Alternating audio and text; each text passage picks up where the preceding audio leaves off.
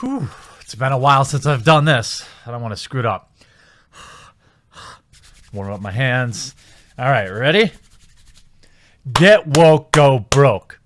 That's right. Dragon Age, Dreadwolf Rises has been outed, well, by themselves as getting woke. And they don't care that you don't want politics in their game. Everything is political, according to John Epler. And we're going to take a look at that. Now, I've read this story a couple different places, but one of my favorite places to check out is oneangrygamer.net. So let's pull up their coverage. If you've had any hope of the Dragon Age Dreadwolf Rises being a game for normal, everyday people, you hoped in vain. The narrative director on upcoming title, John Epler, made a series of tweets proclaiming that the upcoming game will be political and it will be celebrating our diversity and differences. Following the reveal at this year's Game Awards, gamers had assiduously looking up for info for Dragon Age Dreadwolf Rises. Some gamers ended up stumbling across the Twitter profiles of the developers working on the game. While in search for new info, they didn't exactly like what they saw. Imagine that! By the way, we are in the final day. The final day of having to hear me shill for this for a very long time. However, it is the final day to Back Exclusively Games, which is a website that is literally dedicated to covering video games and games in general, tabletop, board games, whatever, in a completely apolitical place, a Discord, a forum, videos, everything. We are absolutely crushing through the stretch goals. My goal, my personal goal, is to get this number to 3,000 backers. Not even necessarily about the total. It's about the amount of people who are here to support. I'm going to leave a link in the pinned comment. Check it out. Also, check it out. We're trending. We're on their trending page. 36 hours left at this time. On December 7th, 2018, Epler made a series of tweets responding to people who took one look at his profile and decided the upcoming Bioware title Dragon Age The Dreadwolf Rises could be compromised with socio-political agitprop.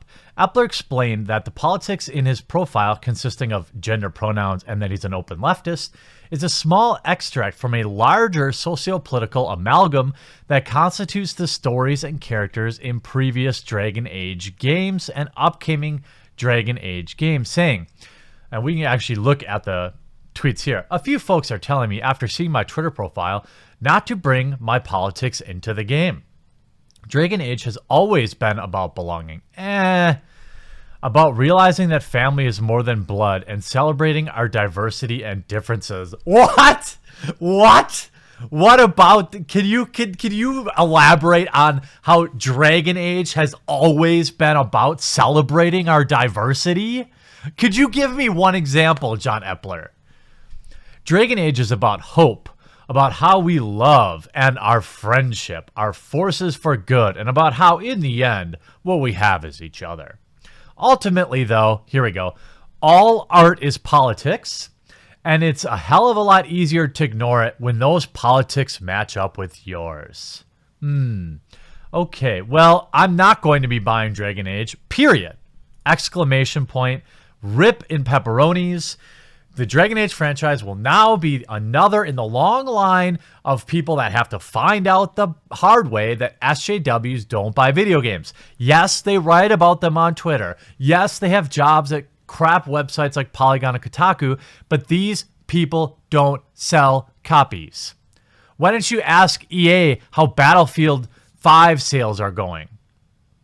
Ask them why their game's 50% off already. They're desperate to move copies. Is that because all those SJWs that were saying how woke it was ran out and bought a copy of their disabled robot arm lady?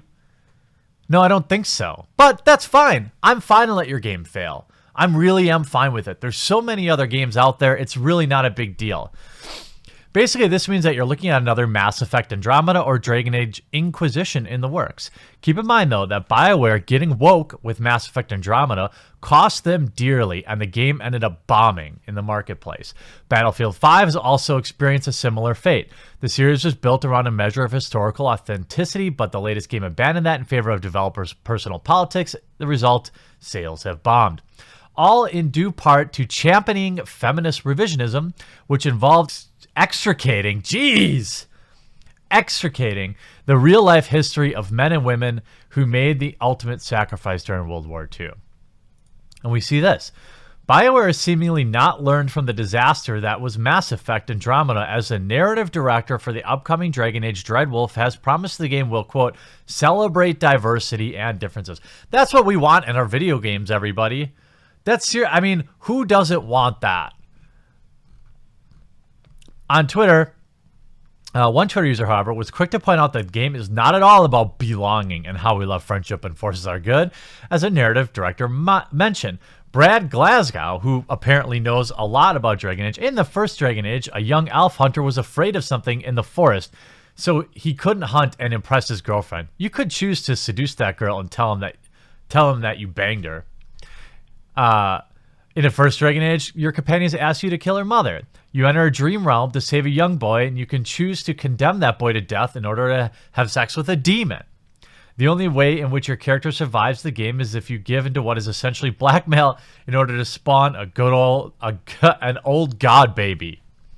Right? Sounds super woke to me. Right? And then of course, like as always true with these blue check marks, they're always at Gamergate. Gamergate. Many have predicted this turn of events, though, considering the director's opinions on Gamergate. At this point, and to be fair, for a long time, you have to be actively self-delusional to not see that Gamergate is about harassment and abuse. Apparently, the latest GG concern is about all the drugs and alcohol at GDC and how it doesn't make our industry look very good. Again, what GG purports is what it's about, and thus far have been primarily and vastly different. If you think Tim Schafer's joke was in the same galaxy as what GG has done, you're wrong. Right. This, even though it's not really called that anymore, a lot of the same issues rage on.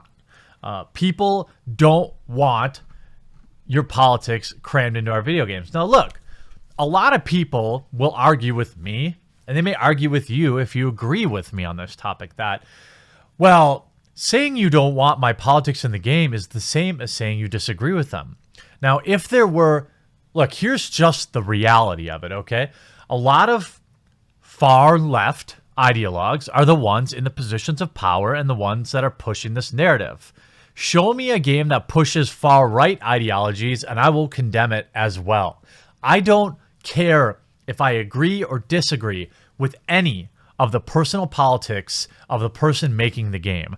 What I agree or disagree with, of course, disagree with them crowbarring it into the game, and then, as we've seen, using it to attack the community and consumers when the game inevitably fails, and it will. They will say it's because angry white gamer males.